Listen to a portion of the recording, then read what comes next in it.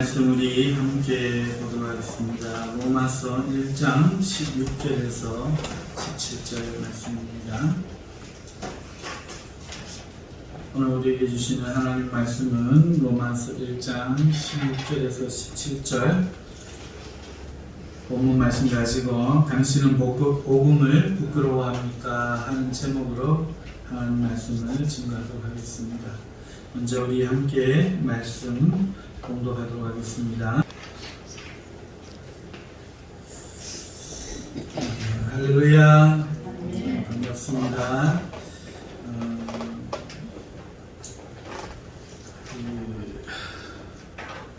예년보다 유난히 늦은 장마가 어제부터 시작되었습니다.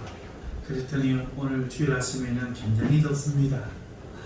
요즘은 이상기후 또 이상기온, 대기오염 이런 말들은 이제 놀라운 말이 아닐 정도로 일상이 된 것 같습니다.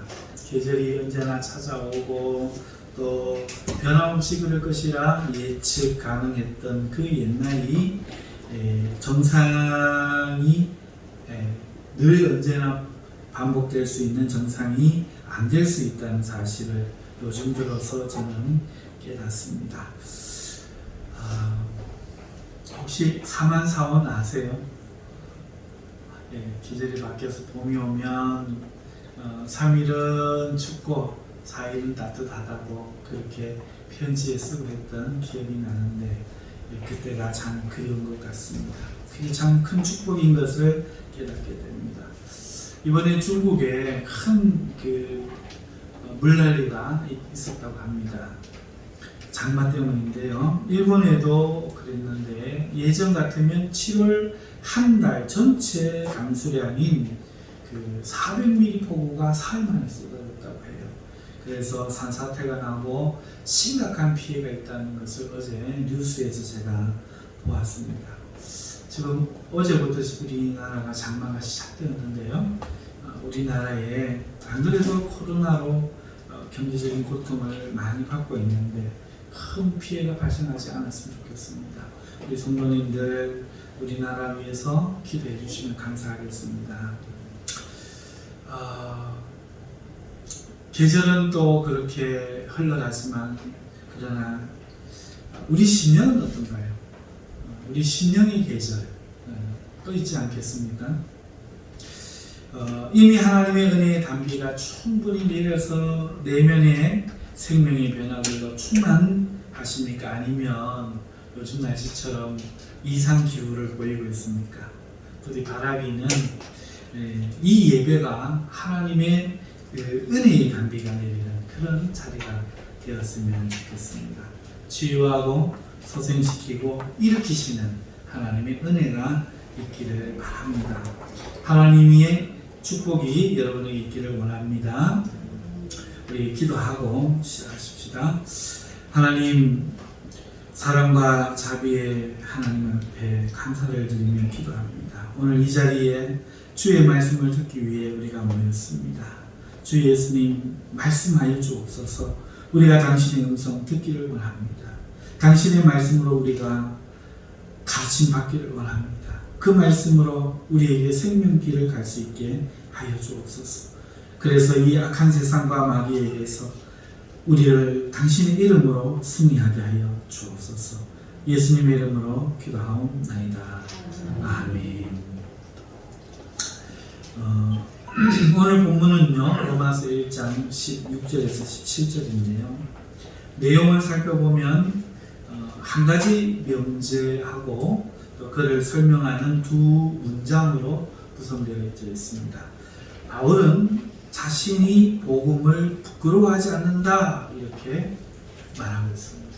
이것이 바울이 오늘 말하려고 하는 겁니다. 나는 복음을 부끄러워하지 않는다.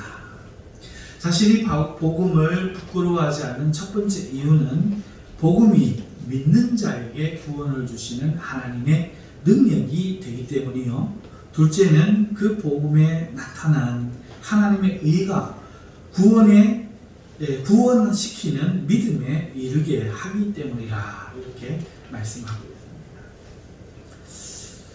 오늘 내용은 굉장히 간단한데, 그리고 요절도 짧은데, 구절도 짧은데, 저는 여기서 더 진도를 나가지 못합니다. 왜냐하면 이 지문 앞에 빠지기 때문에 그렇습니다. 여러분, 과연 오늘 우리들도 바울처럼 복음을 부끄러워하지 않는가 하는 질문을 하게 됩니다.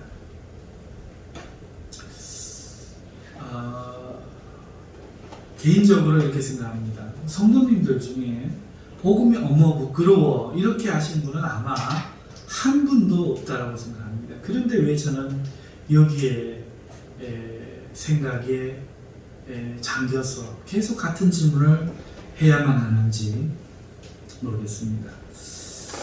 우리가 이 세상을 살아가면서 바울처럼 복음을 자랑하며 당당하게 그리고 언제나 기쁘게 복음 전하기를 힘쓰고 있는가, 그런 모습을 보이고 있는가 하는 생각 때문에 그런 것 같습니다.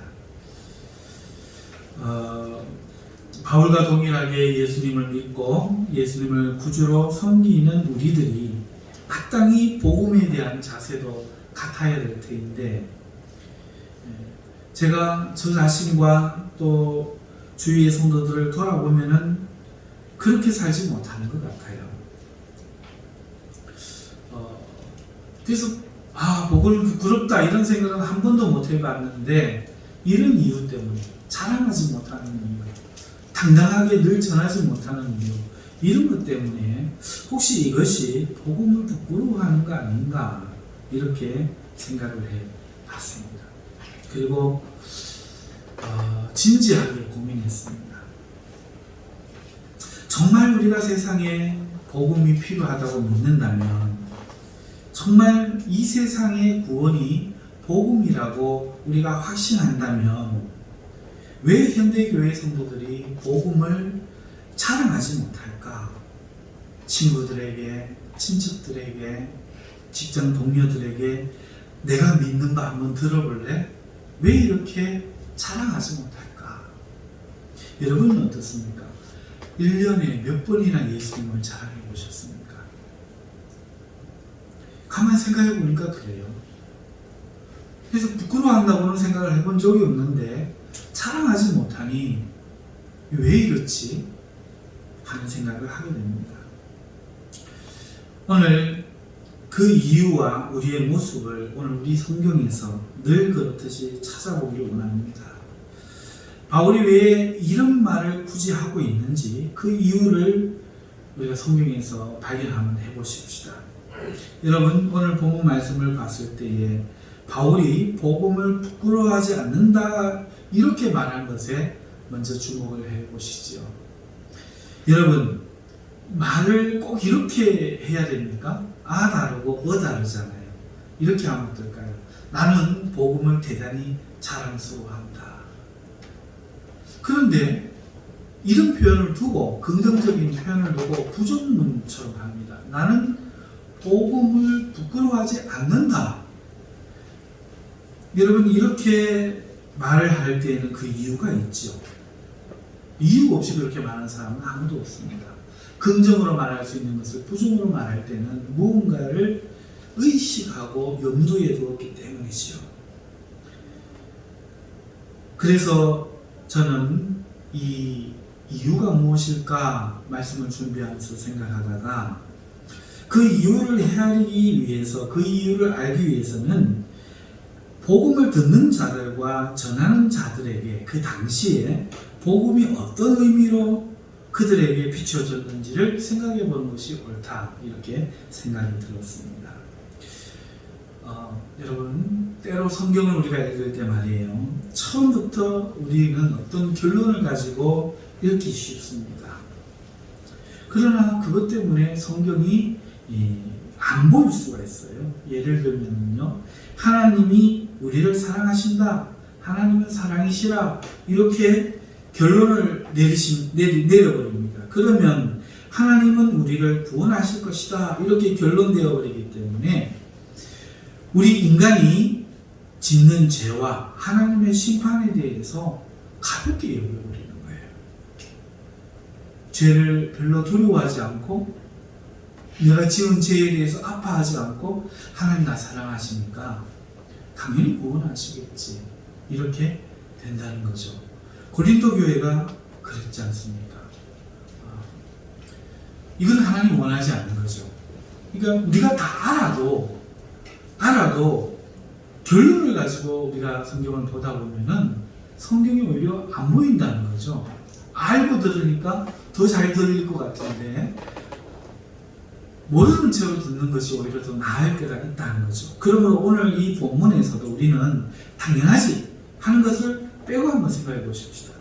여러분, 여기서 당연하지는 뭡니까? 복음을 자랑스러워한다. 이거를 당연하지라고 생각해 보십시오.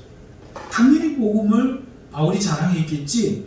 듣는 사람도 복음이 당연히 기뻤을 거야. 이것을 빼보자는 거예요. 이 복음을 로마 사람에게 전하는 사람들이, 그리고 이 복음을 받는 로마 사람들이 어떠했을까? 한번 생각해 보자는 겁니다. 여러분, 요즘 우리나라는요, 가짜 뉴스가 굉장히 많다고 합니다. 정말 가짜 뉴스도 있고 진짜 뉴스, 가짜라고 하는데 진짜 뉴스도 있지요. 이제 선거가 점점 더 가까워오면은 아마 더 할 것 같아요. 그때 여러분들, 나름 우리는 진짜와 가짜를 구별해야 되잖아요. 그때 가짜와 진짜를 무엇으로 판단하시죠? 우리가 광고를 보고 제품을 살 때 우리가 판단하는 원리와 같이 생각하면 됩니다. 제 생각이 그렇습니다. 우리가 광고를 보고 어떤 제품을 살 때 광고를 누가 나와서 선전하고 있는가, 이걸 먼저 보지 않습니까? 그리고 그게 대단히 중요합니다. 믿을 만한 사람이 그 광고를 하면 제품에 신뢰가 가지만 믿지 못할 사람이 광고를 하면 우리는 고개를 돌려버리죠. 누가 전하는가 하는 게 참 중요하고, 두 번째 중요한 거는 그러면 무엇을 광고하는가 하는 거예요. 그 믿을 만한 사람이라도 신빙성 있는 것들을 광고하면 그것은 믿을 만하지만 허무맹랑한 것 광고하면 웃어버리죠. 예를 들어서 뭐 달나라에 땅을 팝니다 라든지 한강 물을 팝니다 라든지 이러면은 웃지요. 그리고 세 번째 중요한 건 뭘까요? 그것이 믿을 만한 사람이 광고하고 그것이 정말 도움이 될 것 같아요. 그런데 비용이 너무 비싸다면 어떤가요? 효과에 비해서, 가치에 비해서 비용이 지나치게 비싸다면 그 비용을 지불할 사람이 있을까요? 그렇지 않을 겁니다. 아마 사지 않겠지요. 여러분, 그 로마 당시, 오늘 이 바울이 서신서를 쓸 때 당시에 이 복음을 같은 원리로 한번 생각해 보십시다. 여러분, 이 복음을 전하는 사람이 누구지요? 누가 전하지요? 유대인들입니다. 여러분, 유대인은 누구지요? 예, 식민지 백성이에요. 지금 로마는 그들을 다스리는 나라라는 거죠. 식민지 백성이, 그것도 약한 사람이, 그리고 이 로마 나라에 와서 피신해서 사는 사람들은 가난하단 말이죠. 약자가, 가난한 자가, 패배자가 복음을 전하는 거예요. 뭐라고요? 우리 예수님이 가장 세다. 우리 예수님 믿으면 다 된다. 우리 예수님 믿으면 구원받는다. 복음을 전하는 거죠. 그러니까 여러분, 첫째, 전하는 사람이 신빙성이 있습니까?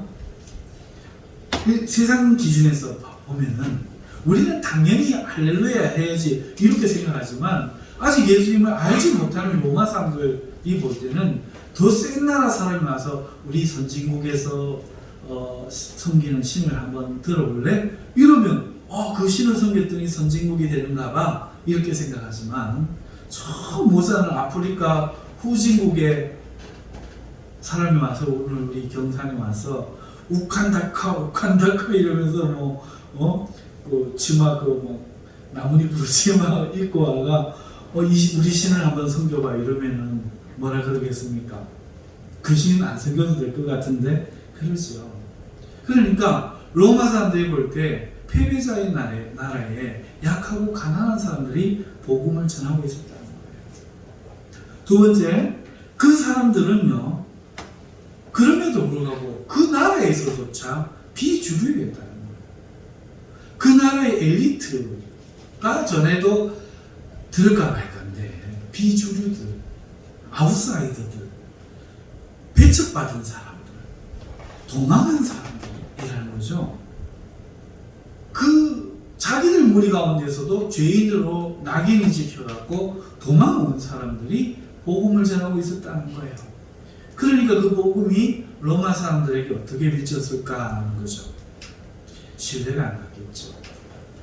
두 번째, 무엇을 전했는가 하는 거예요.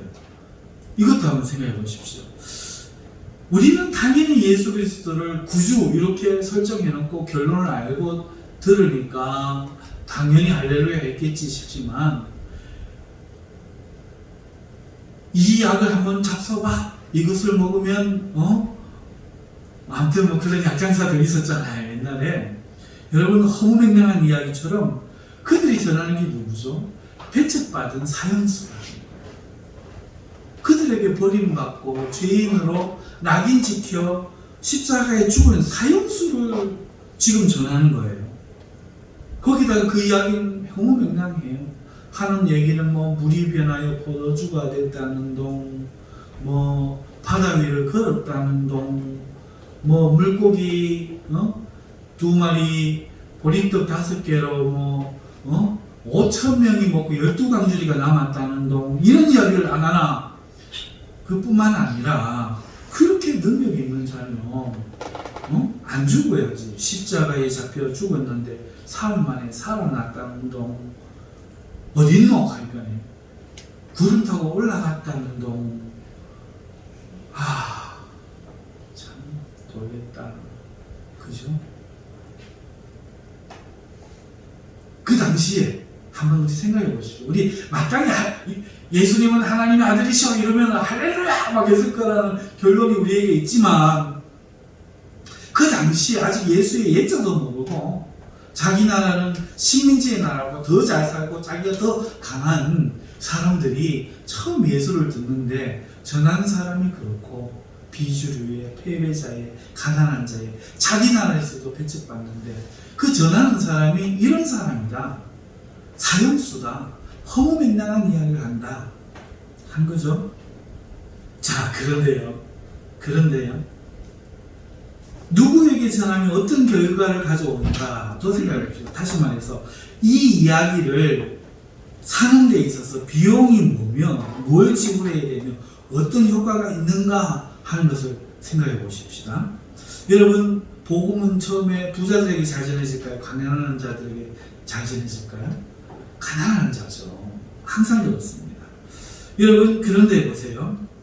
이 가난한 자들에게 예수님을 믿으라고 전하는데, 이 예수님을 가난한 자들이 믿으려면 뭔가가 효과가 있어야 돼요. 복음을 받아들여서 그것을 믿게 되면 세상에서 자긍심을 가질 만하고 자부심을 갖게 할 만한 해야 되는데, 그리고 현실의 어떤 고통을 이기고 벗어나게 할 능력이 있어야 되는데, 오히려 이걸 믿으면 자기들보다 더 못한 이들과 합해가 되는 거예요. 그리고 사회적으로 조롱받게 된단 말이죠. 지금 이 로마에서 말이죠. 자, 부한 사람들, 부자들, 있는 자들 입장에서 생각해 보십시다. 예수님이 주라고 하는 거예요. 황제만 주라고 해야 돼요. 그러니까 부한 자들이 이 예수님을 받아들이려고 해도 받아들였다간 반역자가 되는 거예요. 모든 걸 잃는 거예요. 실제로 예수님 믿고 사자한테 경기장에서 잡아먹히고 검투사한테 살해당하고, 이게 그들의 운명이었단 말이에요. 그러니까 한번 보세요. 우리가 지금이야 오늘날 예수님을 믿고 있으니까 할렐루야 아멘 했지만, 그 당시로 봐서는 이 복음이 전해진다는 게 어떤 일이죠? 불가능한 거예요. 패배자가 전하지요. 패배자가 전할 뿐만 아니라 그들이 전하는 것은 허무맹랑하지요.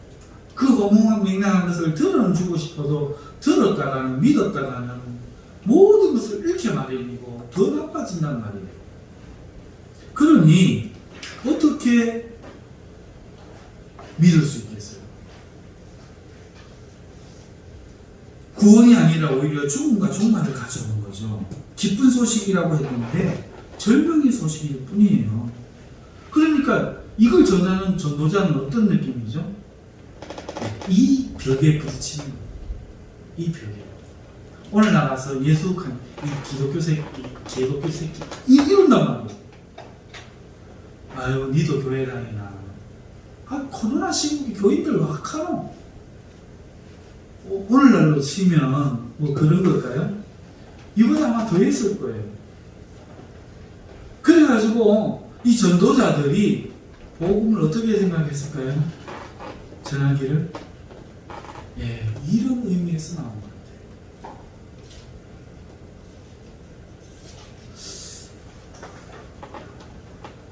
여러분, 오늘 무서울 게 아니라 이거 그냥 가볍게 그럴 수도 있었겠네 라고 생각할 게 아니라 오늘 우리에게 한번 적용해서 비교 한번 해보십시다. 여러분, 이것이 과연 그 로마 시대에 복음이 구원으로 이 세상을 구원하는 그 구원으로 정말 필요한 것을 인정되었겠을까요? 되었을까요? 오늘 마찬가지로 오늘 이 시대의 기독교가 우리가 가진 복음이 세상의 구원으로 인정될까요? 그 로마 시대의 노예들에게는 칼을 빼서 해방해주는 장군이 필요했다는 거죠. 사회적 신분 상승과 더 우수한 무언가가 필요했다는 거죠. 오늘날은 어떻습니까? 이 세상의 구원은 뭐죠? 돈입니다. 돈이 있어야 살아요. 저는 어제도 그 이야기를 경험했어요.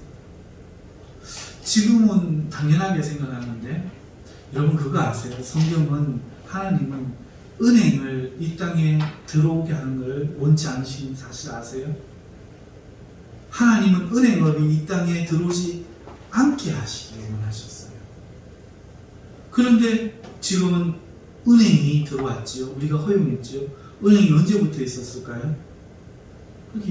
아주 소규모의 돈을 빌려주고 하는 사람들은 있어도 국가적으로, 사회적으로 은행이 있는 건 많지 않아요. 100년 미만입니다. 한번 보세요. 우리나라도요.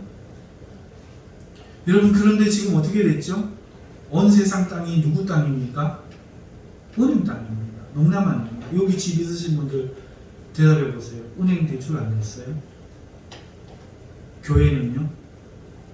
여러분 차는요? 은행이 여러분 거를 회수해 가려고 하면 전부 회수해 가버립니다. 그 은행을 다스리는 또 은행이 있어요. 한국, 일본, 누구라도 IMF를 맡게 하려면 맡게 할 수 있다는 거죠. 오늘 이 세상은요, 은행이 지배한다고 해도 과언이 아니에요. 돈이 돈을 지배하고, 돈이 돈을 벌게 하고, 그 주류에 붙는 사람이 살아남는 세상인 거죠. 그러니까 오늘 기독교인들이 이 시스템 속에서 살기 위해서 어떻게 해야 됩니까? 주식도 하고 비트코인도 하고 이런다는 거예요. 이게 말이 돼요? 그런데 오늘 이 이야기를 여러분 대답해 보세요. 그 마음에 한 대답해 보세요. 교회 가서, 오늘날 교회 가서 여러분 주식 하지 마세요. 비트코인 하지 마세요. 은행 거래 하지 마세요. 라고 말하면 어떻게 되겠어요? 성도들이 그렇게 해서는 어떻게 살겠습니까? 라고 말하지 않겠습니까? 왜 그렇습니까? 그게 곧 구원이기 때문이에요. 오늘 나를 구원하는 건 돈이기 때문이에요. 오늘 성도들이 한번 솔직하게 한번 대답해 보세요. 여러분 돈을 다 빼앗고 거리에 나가시면서 예수님을 안 믿는 게 좋겠습니까? 아니면 돈을 다 빼앗고 예수님을 믿는 게 좋겠습니까? 아니면 돈은 많이 주는데 예수님을 안 믿는 게 낫겠습니까? 제가 지금 말을 잘못한 거 아니죠? 제대로 했나요? 이걸 어떻게 확인하는가 하면은 여러분 언제 힘나는가 보면 아세요. 주머니에 돈이 있으면 여러분 기운이 납니까? 주머니에 돈 다 떨어지면 기운 납니까?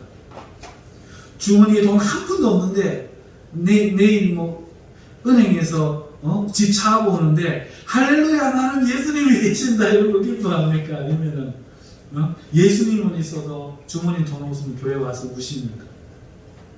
우리 어깨를 힘있게 해주는 건 뭐죠? 여러분 세상의 구원은 돈인 것 같아요. 여러분 그런 세상에서의 교회는요 돈 갖다 바치는 것으로 인식돼요.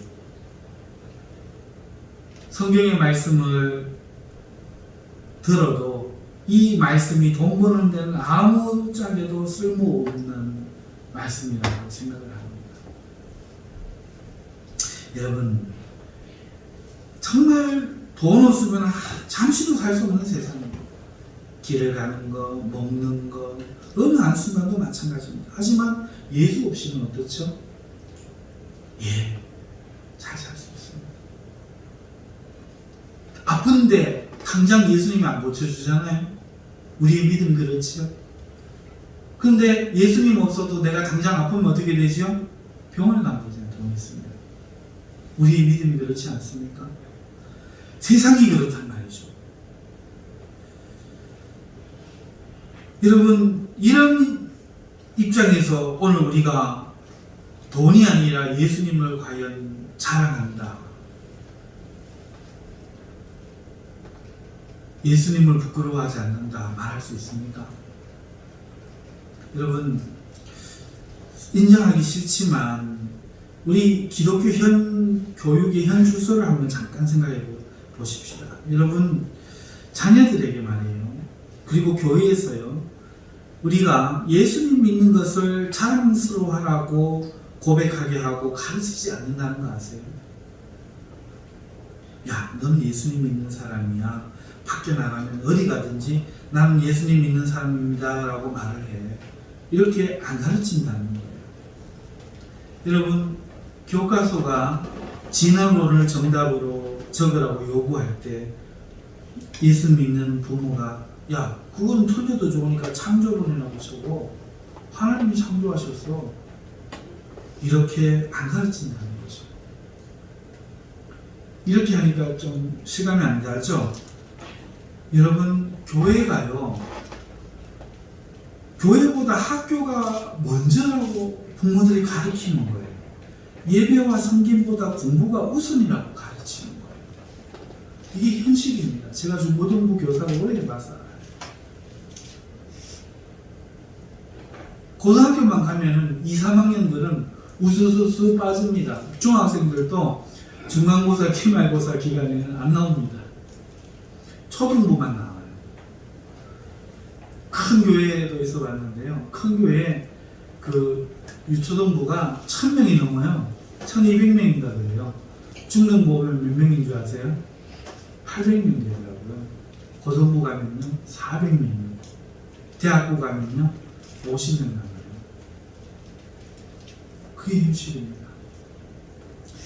여러분 우리 여기에 지금 청년들과 아이들이 있잖아요. 이 교육의 현 주소를 이야기하는 거예요. 여러분 이 아이들이 뭘 느낄까요? 수긍 가지도 않는 이론 교육을 받는 예수님은 구주셔, 예수님 믿어야 구원받아 이게 우리가 가르치잖아요. 그런 얘들이 아멘 그리고 네네네네 하고 이렇게 기도하면 돼 네네네 이렇게 하다가 세상에 나가면요 부끄러움을 느끼는 거예요. 아무런 능력이 없는 예수님 믿는다는 게 이 교회 내에서는 그토록 아우 제가 어떻게 저렇게 기도 잘해요? 어떻게 저렇게 말씀을 많이 해요? 이랬는데 세상에 딱 나가니까요 뭐하냐? 이런단 말이죠. 예수님 믿는 사람 이러면은 예전의 세상에서도 거짓말 안 하겠지, 술 담배 안 하겠지 이렇게 알아줬잖아요. 이제는 그런 교육을 했잖아요. 그래서 우리가요 죄에서 구원받음을 자랑하지 못하고 우리 교회 교육이 우리가 학생들에게 죄에서 구원받음을 자랑하도록 안 가르치고 잘되게 하실 하나님을 가르칩니다. 그리고 죄인임을 고백하기를 부끄러워하고 세상과 싸웁니다. 여러분, 교회가요, 세상이 교회를 향해서 뭘 하잖아요? 세상과 싸워버려요. 야, 너 교회 그래라 돼? 그러면은 우리가 그러면 안 되지요. 안 합니다. 싸워버립니다. 물론 잘못된 것도 있겠죠. 하지만 문제는 우리 교회가 죄인의 집단이라는 걸 인정하기 싫은 거예요. 목사를 욕하고 교회를 욕하면 굉장히 신경질 내버립니다. 네, 우리 교회를 욕하니까 화날 수 있죠. 하지만 원래 우리가 죄인이잖아요. 제 말이 이해가 좀 안 되실 수는 있겠지만 생각을 해보세요. 원래 우리가 죄인이에요. 우리 그렇게 거룩하고 깨끗한 사람들은 아니거든요. 그런데 그 한마디 들어도 사실이 아니면 사실 아닌데 네가 그렇게 생각하니까 내가 잘못 살아 그런갑다 이러고 말면 되는데 막 싸운단 말이죠. 우리가 거룩한 사람들인 것처럼, 우리는 죄가 없는 사람들인 것처럼 막 싸운단 말이죠. 죄인임을 고백하기를 부끄러워하는 거죠. 그래서요, 우리 기독교 교육의 현실을 보면요, 굉장히 공허한 이론. 이 아이들이 내가 이걸 배운 걸 가치 있다고 못 믿는 거예요. 어릴 때는 칭찬받고 어릴 때는 그렇게 잘 들었는데 중학교, 고등학교 가면서부터 어느 순간 버리는 것이 나와요. 여러분, 이게 우리 현실이에요. 그럼 한번 로마 교회와 우리 현실을 비교해 보십시다. 로마 교회가 내가 복음을 부끄러워하지 않노니 라고 사도 바울이 말할 때는 이런 현실 앞에서 이야기한 거거든요. 여러분은 어떻습니까? 오늘 이 현실 앞에 복음을 부끄러워하지 않으십니까? 정말 자랑스러워하십니까? 여전히 내가 믿는 이 교회가, 내가 믿는 이 복음이, 내가 믿는 이 기독교가 세상의 구원이라고 믿으십니까? 혹시 말은 그렇게 하면서 현실적으로는 우리도 돈을 찾고 부끄러워하는 사람들 많이 합니다. 로마 교회에 그런 사람들이 있어서 사도 바울이 이렇게 이야기할 수밖에 없었던 것처럼 오늘 우리도 내가 신앙이 있다는 것을 자랑스러워하지 못하는 현실은 되지 않았습니까? 여러분, 자, 그러면 오늘 우리가 읽었는 말씀에 내가 복음을 부끄러워하지 아니하노니 라고 말해놓고 그 이유를 말합니다. 그 이유가 뭡니까? 그 첫 번째 이유는요, 복음은 모든 믿는 자에게 구원을 주신 하나님의 능력이 되기 때문에 그렇습니다. 여러분, 그러면은 지금까지 드린 말씀으로 결론을 한번 내보십시다. 복음은 로마에게 복음이었을까요? 오늘 우리 기독교는 이 세상의 복음일까요? 아니죠. 여러분, 제 이야기가 들리시면 아멘 한번 해보세요. 아멘. 오늘 지금 내가 믿는 예수님이, 믿음이 오늘 이 세상의 복음입니까? 아니죠. 로마 때도 그랬다고요. 그런데 왜 우리는 복음이라고 말합니까? 예수 그리스도는 세상 사람들에게 구원이 아니에요. 인정합시다. 무슨 목사님 말씀을 그렇게 합니까? 예, 비난하셔도 좋은데요. 말 잘 들으세요. 예수 그리스도는 세상 사람들에게 구원이 아닙니다. 복음이 아닙니다. 적어도 그 로마 사람들에게, 적어도 돈이 구원인 사람들에게는 구원이 아니에요. 누구에게 구원입니까? 오직 믿는 자에게 구원입니다. 무엇을 믿는 자들이죠? 심판을 믿는 자들. 다시 말해서 내가 죄가 있는 사람이고 세상은 죄에 빠져 있고 이 세상을 하나님이 심판하실 것이다. 이 사실을 믿는 자들에게, 그들에게만 예수가 구원이고 나머지는 아니었다니까요. 오늘 우리는 누구에게나 복음일 것이라고 생각하지만 예수님은 자기가 죄인임을 아는 자들에게만 구원이 되신다는 거예요. 그러니까 오늘날 문제가 이거예요. 내가 죄인이다. 이 세상이 심판에 처해지게 된다. 이것을 믿고 고백하지 않으면 주님을 만나보지 못한다는 거예요. 그러면서 교회에 와도 주님 못 만난다는 거예요. 복음으로 안 믿어진다는 거죠. 죄와 심판에 대해 가벼이 여기는 자는 그렇기 때문에 거룩한 삶이 없는 거예요. 여러분 가슴에 심령에 손 얹고 말씀하실 필요 없어요. 심령에 손 얹고 생각해 보세요. 내가 정말 죄인임을 자각하고 정말 죽을 수밖에 없는 죄에서 하나님 나를 구원하시는 그런 사람이라는 것을 정말 자각하고 있습니까? 그렇다면 당신은 두려워 떨며 살 거예요. 하루하루 말하는 것도 조심하고 하나님 법을 지키기 위해 애쓸 겁니다. 그렇지 않고 내가 죄인임을 자각하지 않으신다고 느끼시는 분은 말도 함부로 하시고 하고 싶은 말 다 하시고 하고 싶은 행동 다 하시고 아마 이렇게 살 겁니다. 내 요구 막 하고 내 하고 싶은 말 다 하고 내 화 표현 다 하고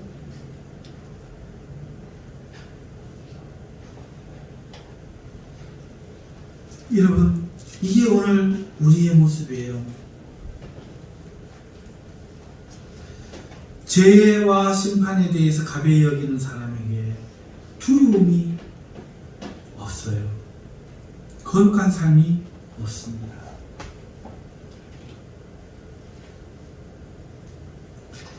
누가 그리스도인으로서 성경에 나오는 복을 누리느냐 하면은 자기가 죄인이라고 자복하고 통회하는 자들에게만 복음이 기쁨이 되는 거예요.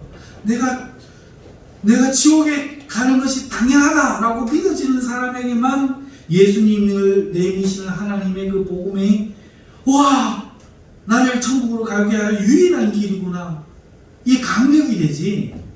오늘 내게 필요한 건 예수가 아니고 돈인데 집 사는 건데 대학교 가는 건데 이런 사람들에게는 오늘 예수님 이야기가 당연히 구원이지 뭐라고 복음 당연히 복음이지 하지만 안 기쁘단 말이에요.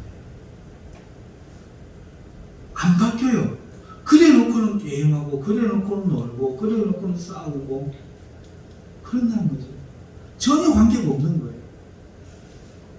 오늘 내가 죄인이라는 것을 내 이 타락한 심성은 어떡할까? 아무것도 해도 안 되네. 선한 구석이 없지는 않는데 있는 건 같은데 그것도 가만 살펴보면 위선이고 양심에 그게 조금 남아서 그런 거고 나머지 부분은 교묘하게 악하고 타락해 있구나. 내 악이 시간이 지날수록 강해지고 세지는구나. 이런 나를 구원할 길이 없다면 내가 어찌 하나님의 의에 도달할 수 있을까? 정말 나는 내게 스스로가 아니라 외부로서부터 구원해주는 존재가 필요하다. 이게 절실하게 느껴지는 사람, 고민하는 사람, 그게 없을까 찾는 사람에게만 예수가 복음이다.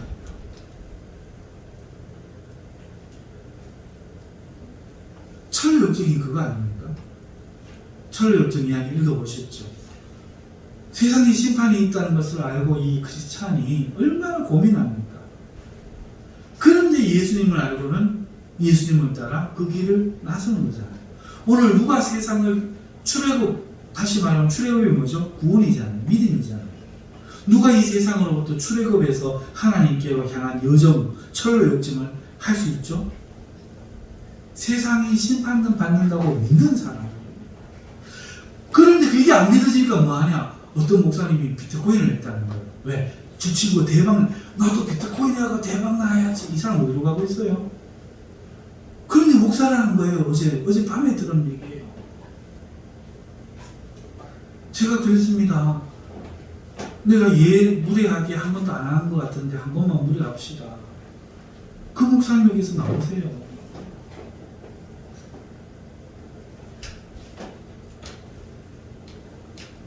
지금 세상을 버리고 돈을 버리고 돈이 주는 그 권력과 쾌락과 명예와 돈이 주인된 그 삶을 버리고 예수가 주인이시라고 믿고 천국을 향해 다 버리고 가는 사람이 비트코인을 한다는 거야.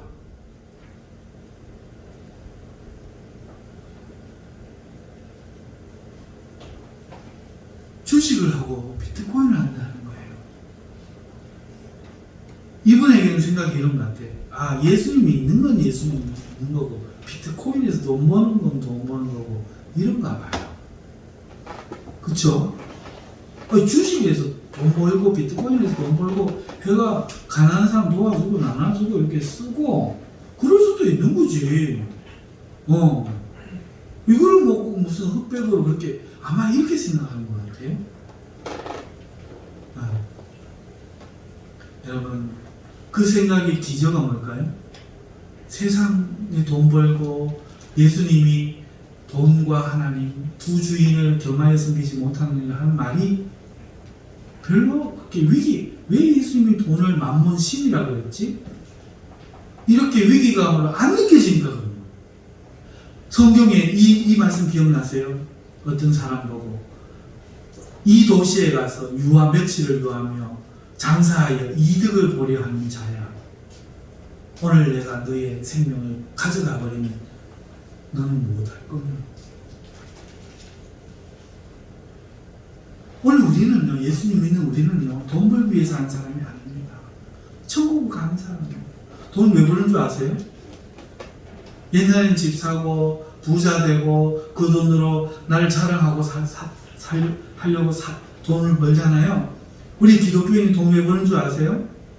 그렇지 않습니다. 그 돈을 열심히 더럽지 않은 돈 땀 흘려서 벌고 내 능력을 발휘해서 벌어가지고요, 내 형제를 먹여 살리려고 버는 겁니다. 저기 나이 드시고 몸 아프시고 혼자 되시고 또 요새는 이혼해서 혼자 요새 뭐 200만 원, 300만 원 갖고 살아요. 부부가 같이 벌어서 500만 원씩 벌어도 살기 힘든 세상이에요. 근데 혼자 200만 원, 300만 원 벌어갖고 자녀 키우고 어떻게 살아요? 내가 열심히 벌어가지고 그런데 도와주는 거예요. 그러려고 버는 거예요. 천국 가는 길에 내 형제 외면하고 왔다 주님한테 소리 들을까봐.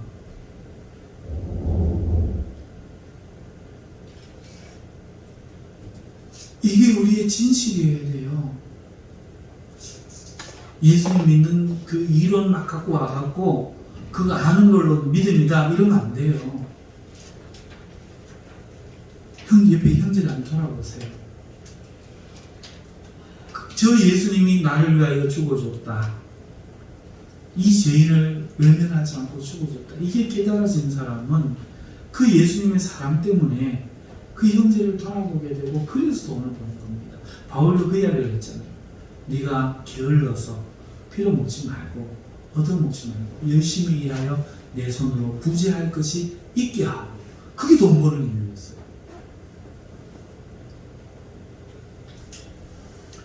사랑하는 성도 여러분, 이게 오늘 우리가 이 세상에서 구별되어서 하나님께로 향하여 가는 복음을 부끄러워하지 않는 사람의 모습인 겁니다. 예, 알아요. 제가 설교 어렵게 하잖아요. 저도 이거 어려워요. 그리고 말하기가 두려워요. 그런데 언제까지 나는 복음 안 부끄러워한다 라고 자랑스러워한다 라고 믿고 행동은 아닌 채로 언제까지 사시겠습니까?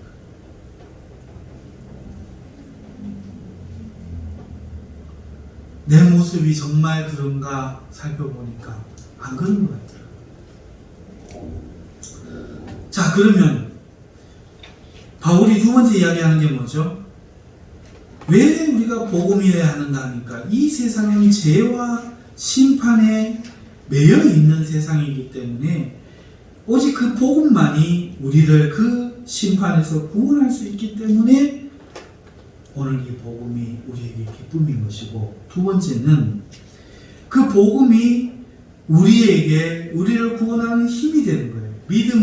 믿음에 이끄는 거예요. 복음에는 하나님의 의가 나타나서, 복음에 나타나는 의가 하나님의 의가 뭡니까? 바로 예수 그리스도입니다. 예수 그리스도는 하나님의 완전한 의예요. 그는 죄가 없습니다. 그는 우리를 위하여 의를 성취해 주신 분이에요. 그런데 우리는 처음에 구원받기 위해서 그 복음을 믿었어요. 그랬더니 그 믿음 속에 있는 그 복음 안에 있는 예수 그리스도가 나를 구원하기 위해 충분한 의라는 것을 깨닫게 되는 거예요. 그래서 오늘 우리는 예수님을 믿음으로 그 복음을 받아들였지만, 두 번째로 그 믿음이 예수님이 우리를 충분히 구원할 수 있다는 믿음에 이르게 합니다. 예수님을 믿고도 오늘 우리의 마음을 보세요. 충분히 그 예수님의 사랑을 감사하지 못하고 기뻐하며 살지 못하고 여전히 인간적인 속성을 나타내는 우리들이지만, 내가 이러니까 구원받을 수 있을까? 구원받고 싶어서 예수님을 믿었는데 이런 모습 보니까 자신감이 떨어진다는 거죠.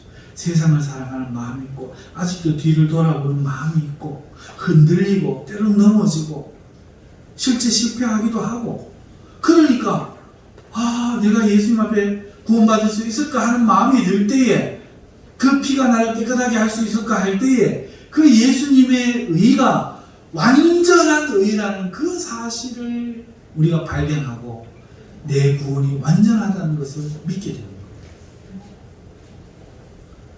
결론 맺습니다. 사랑하는 성도 여러분, 오늘 말씀이 좀 어려운 건 알아요.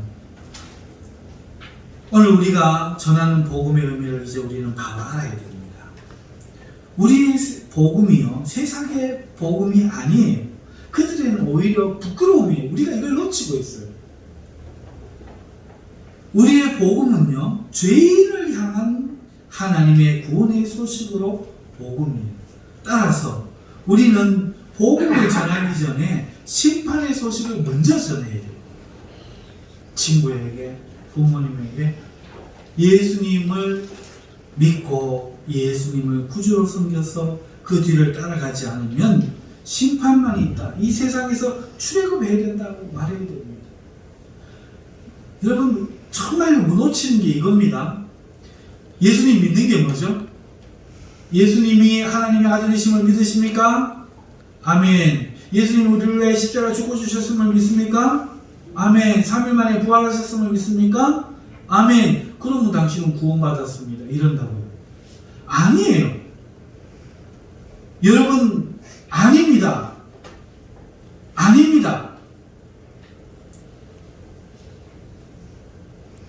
애국 나라의 이스라엘 백성이 하나님이 우리를 구원하심을 믿습니다. 하나님은 우리의 신인 줄 믿습니다 하고 모세가 출애굽을 하자 하는데 안 하고 거기 남아있으면 구원 받습니까? 구원은 곧 출애굽이에요. 회개는 출애굽이라고요. 그 애굽은 세상을 말하는 거라고요. 우리가 이 세상에 속해서 세상을 사랑하고 살던 우리가 출애굽하는 게 애굽이라고요. 회개라고요. 예수님을 믿는 거라고요. 믿음은 출애굽이에요. 출애굽. 세상에서 나오는 거예요. 세상 사람들과 똑같은 것을 구하면서 세상이 기뻐하는 것을 똑같이 기뻐하면서 세상이 살아가는 방식으로 살면 구원 없는 거예요. 예수님 믿는 것은 지식으로 하나님 한 분이심을 인정하는 게 아니에요. 십자가를 인정하는 게 아니에요. 그건 마귀도 인정을 해요. 믿기 때문에 세상에서 나가는 거예요. 철로 역정이라고. 이거 제가 가르치는 게 아니고 2000년 내내 가르치는 거예요. 요즘 와서 이상하게 어떤 사람들이 당신 마음으로 믿습니까? 입으로 신뢰했었으니까 말씀과 같이 구원받았습니다. 이렇게 거짓말해서 그렇지. 아닙니다. 세상에서 나오시는 거예요. 세상을 버리는 거예요. 세상에서 태어난 나를 십자가에 죽이는 거예요. 욕망과 옛사람을 십자가에 못 박고 성령으로 거듭난 새 사람으로 주를 향해서 사는데 내 안에서 끊임없이 나를 사로잡아 오는 그 사망의 법을 성령의 법으로 싸우며 날마다 죽이며 성령으로 제어하는 사람은 살고 육체의 일을 하는 사람은 멸망받는 거예요. 성경을 쫓아 행하면 너희가 살리니 육신의 일을 행하면 망하리니 성경이 말하고 있는 거예요. 그러니까 믿음은 출애굽입니다. 세상을 나오는 겁니다. 여러분, 그렇기 때문에 복음을 전할 때는 반드시 이걸 전해야 돼요. 세상은 심판받습니다. 우리 모두는 죄인입니다. 세상과 자녀들에게 심판의 대상임을 알게 해요. 아무리 내 아이가 착해도 우리는 모두 죄인이고 죄성을 가지고 있어. 화를 내면 안 돼. 그렇기 때문에 누구를 미워하면 안 돼. 욕심내면 안 돼. 겸손하게 살고 주님을 의지하고 살아가고 늘 내 재산을 다스려야 돼. 이렇게 가르쳐야지. 너는 할 수 있어. 너는 가능성이 있어. 이런 무한한 용기와 꿈을 심어주면 나중에 그게 드러나려고 할 때 교묘하게 숨기는 사람이 되고 그걸 들추는 사람을 뒤에 가서 죽여버립니다. 이게 얼마나 무서운 건지 몰라요. 사랑하는 성도 여러분, 우리가 먼저 세상과 자녀들에게 하나님의 심판이 있음을 알려야 돼요. 그리고 두려워하라고 말해야 돼요. 저도 여러분도 스스로 오늘 나는 구원받았다 이렇게 안심하시면 그 순간 끝나는 거예요. 이 길을 끝까지 가야 되는 거예요. 믿음에서 떨어지지 말고.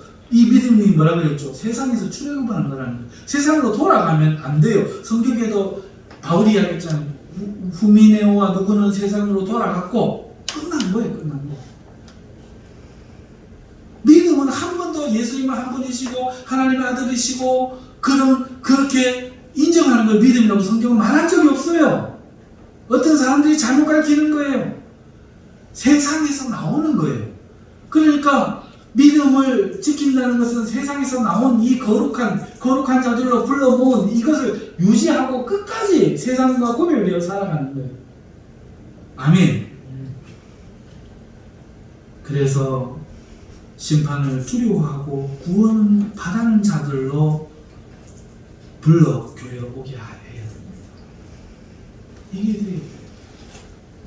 그리고 예수 그리스도는 완전하신 하나님의 구원의 의가 되심을 믿고 가르치고 그렇기 때문에 그를 따라가라고 가르쳐야 됩니다. 우리는 복음을 부끄러워해서는 안 됩니다. 내가 복음을 믿는 사람임을 숨겨서는 안 돼요. 예수님을 믿는 사실을 말하는 것은 내가 죄인이었음을 고백하는 것이며 죄인을 구원하신 그 하나님을 찬양하는 거예요. 오늘 세상에 나가서 나를 인기 없잖아. 좋은 사람으로 드러내려고 하는 그 기독교적 이상한 노력을 내려놓고 내가 죄인인데 나를 구원하신 하나님 자랑하기를 힘써야 돼요. 사마리아 여인, 남편을 5이나 뒀던 사마리아 여인이 예수님을 자랑하는 거죠. 나를 자랑하는 게 신앙이 아니라 나 같은 죄인을 구원하신 주님을 자랑하는 거예요. 그러면 오늘 이 죄인임을 부끄러워해서는 안 돼요. 그리고 나를 구원하신 주님을 기뻐하며 그것을 알지 못하고 자기가 죄인임을 모르는 사람을 긍휼히 여기면서 온 세상의 심판의 날이 가까웠다 말하면서 우리의 복음을 전할 수 있어야 됩니다. 그래야 부끄러워하는 거예요. 사람들이 다 돈이다. 아이고, 이것들도 결국 돈 달라고 하는 거 아이가? 돈 벌려고 하는 거 아이가? 우리 동서가 그래요. 동서가 그래요. 이거 보니까 맨날 돈 카드만. 교회 돈으로 불러가지고 하나님으로 불러가나. 돈 벌려고 그런 거 아이가? 그래요. 여러분, 그들에게 예수님은 복음이 아닙니다. 그러므로 여러분, 오늘 우리는요, 복음을 부끄러워하지 말아야 돼요. 내가 죄인인 건 부끄러워하지 말아야 돼요. 이건 안타까운 사실이지만 그럼에도 내가 아니라 나를 구원하신 예수 그리스도를 기뻐하기 때문에 내가 죄인인데 구원하셨다 외칠 수 있어요. 당신도 회개하고 예수님을 안 믿고 세상에 나오지 않으면 심판이 남아있다 외칠 수 있어야 됩니다. 그게 진정으로 복음을 부끄러워하지 않는 사람인 줄 믿습니다. 아멘. 기도하겠습니다. 우리 함께 하나님 앞에 기도하십시오.